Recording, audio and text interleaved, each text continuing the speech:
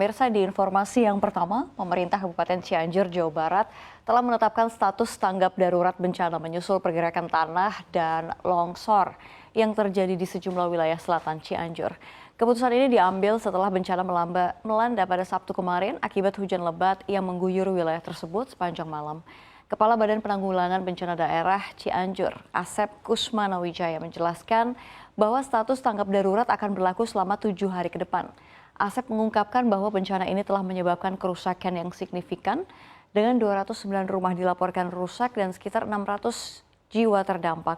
Ratusan di antara mereka telah diungsikan ke tempat yang lebih aman. Upaya penanganan darurat terus dilakukan untuk memastikan keselamatan dan kebutuhan dasar bagi warga yang terdampak bencana.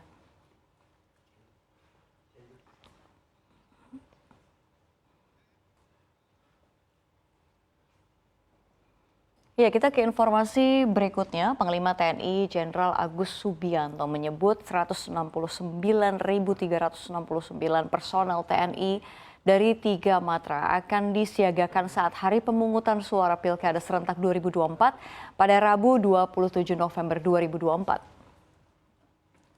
Agus menjelaskan dari 169 ribuan personel itu terdiri dari 139.339 personel TNI Angkatan Darat, 19.793 Angkatan Laut, dan 10.237 personel Angkatan Udara.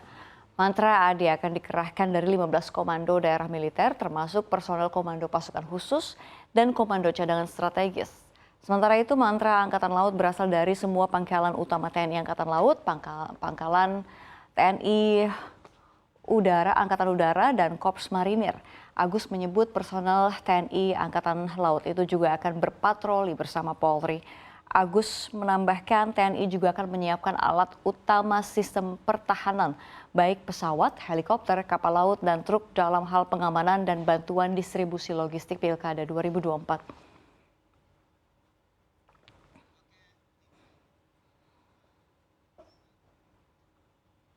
Kita ke informasi lainnya pemirsa. Sekretaris Jenderal Perhimpunan Hotel dan Restoran Indonesia atau PHRI Maulana Yusran menyoroti dampak negatif kenaikan pajak pertambahan nilai atau PPN menjadi 12% terhadap daya saing sektor pariwisata Indonesia di kancah regional. Menurut Maulana, kebijakan ini dapat memperburuk posisi Indonesia dalam persaingan dengan negara-negara tetangga seperti Thailand, Malaysia, dan Vietnam yang telah lebih dahulu menunjukkan pemulihan signifikan pasca pandemi. Karena itu Maulana meminta pemerintah menunda pemberlakuan kebijakan PPN 12% di tahun 2025 nanti. Maulana menjelaskan saat ini Indonesia berada di peringkat kelima di ASEAN dalam hal kunjungan wisatawan mancanegara, tertinggal dari Thailand, Malaysia, bahkan Vietnam.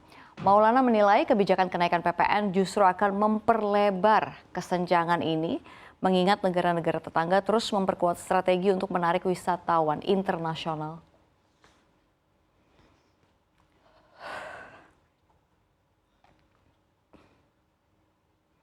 Kita ke informasi yang terakhir pemirsa. Hakim tunggal yang menangani permohonan pra-peradilan atas penetapan status tersangka dan penahanan mantan Menteri Perdagangan Thomas Trikasih Lembong akan menjatuhkan putusan atau vonis pada Selasa 26 November 2024. Ari berharap bahwa majelis hakim akan memberikan putusan yang seadil-adilnya agar ada perbaikan dalam proses penegakan hukum. Tom Lembong ditetapkan sebagai tersangka pada 29 Oktober 2024. Di balik jeruji tahanan, Tom melakukan serangkaian perlawanan melalui gugatan pra-peradilan yang dimulai sejak Senin pekan lalu. Ari juga berharap hakim memberikan putusan seadil-adilnya agar kriminalisasi tidak terjadi lagi ke depannya.